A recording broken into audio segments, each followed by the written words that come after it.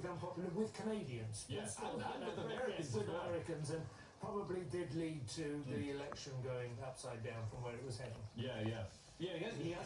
Trump hasn't been the best for right-wing leaders around the world. I mean, Britain's a bit of an outlier in the fact that, our right-wing party, Reform, have actually been storming ahead despite Trump being in power. But well, I always thought it was kind of ironic that we had our election on July 4th, their Independence Day, and they had their election on November 5th, which was kind of where we celebrate, death to tyrants.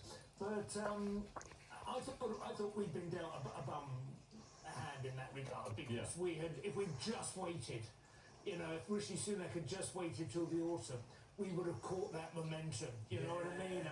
But in fact, I think it's worked out pretty well, because now Starmer is being, herded into reform policies.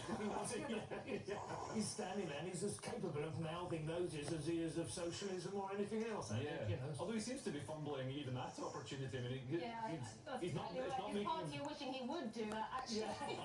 It's not making him more popular with reform voters, but it's making him hugely unpopular with Labour voters. He's got Labour MPs now saying, hey, you're going to lose everyone to reform.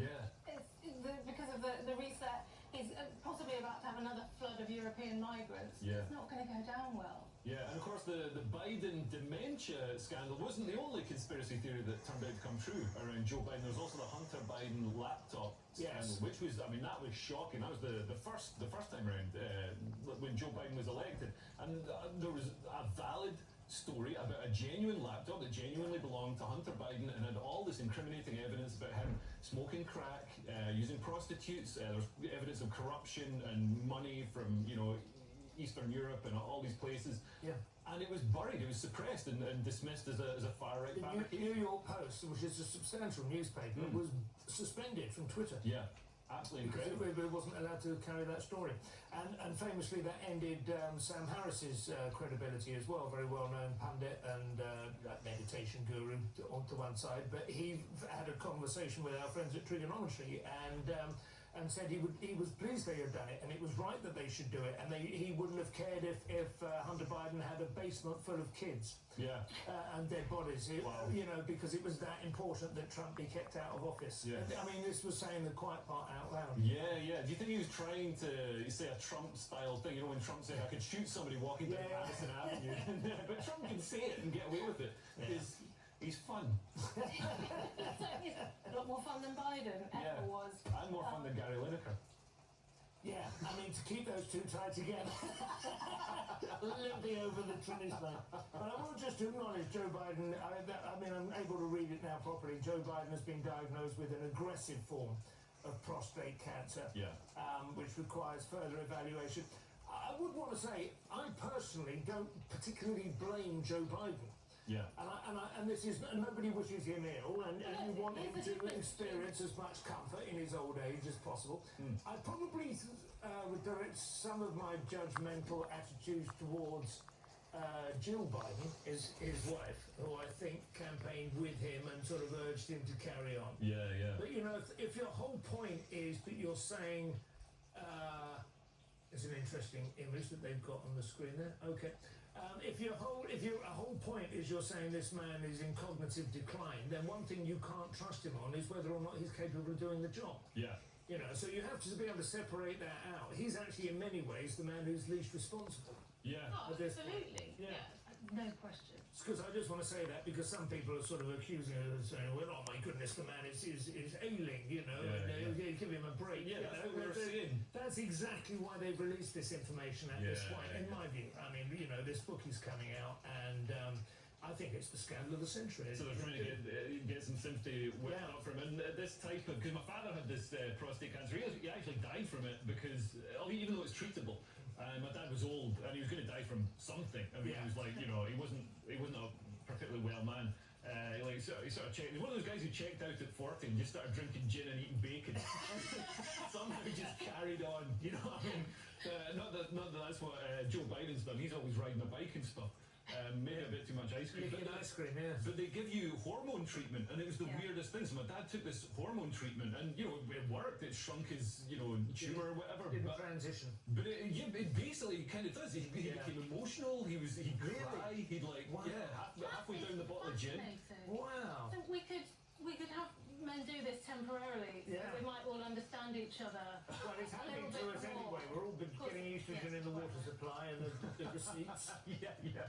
What do you think's happening to the West? That means Joe Biden. And as we said, why didn't Israel do this to Gaza? Would have been so much easier. We were Why talking didn't about they this just last scale them? week. They control the water supply into Gaza. They could have done this and turned the entire everyone in Hamas into a crying 23-year-old frog. Yeah, a menopausal woman and no more fighting. And if they tried to resist, Not that would menopausal be women. conversion therapy, so that wouldn't. Yeah, that's you'd have true. to do it. Yeah, absolutely. We've lost the left. Okay, well that's that section done. Coming up, we're going to look at the front page of the Times. It's got EU fishing demands, and we're going to look at some stories from inside the papers, including Iran's Islamic Revolutionary Guard Corps getting banned from Britain. It's a shame they sound like fun. This is Headliners, only on GB News.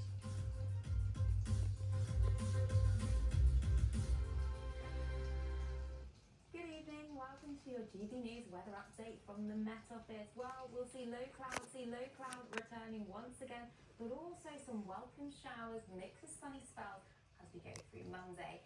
Taking a look at the bigger picture, then we've still got this area of high pressure situated towards the north, driving north and then easterly winds as we go through Monday.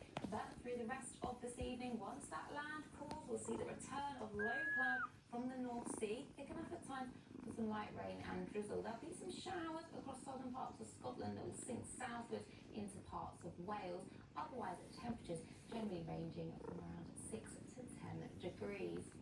So a bit of a messy picture as we start Monday morning. There is going to be some low cloud around, just hugging coast of northern parts of Scotland, eastern Scotland, and into Orkney and Shetland.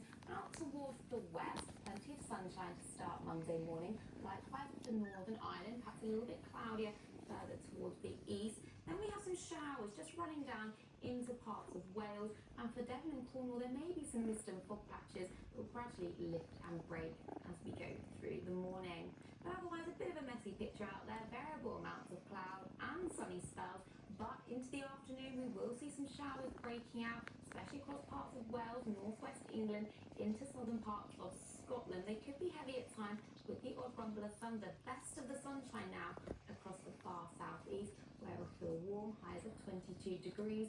Cooler now in the west, where we have a bit more in the way of cloud. Now as we go through Tuesday, a similar start to the day. The low cloud will burn away. Plenty of sunshine initially, but once the sun gets going, we'll see showers bubbling up. Some of these could be heavy and perhaps thundery, and that sets the scene on Wednesday as well, especially towards the south. Drier on Thursday, but a drop in the temperatures. Bye-bye.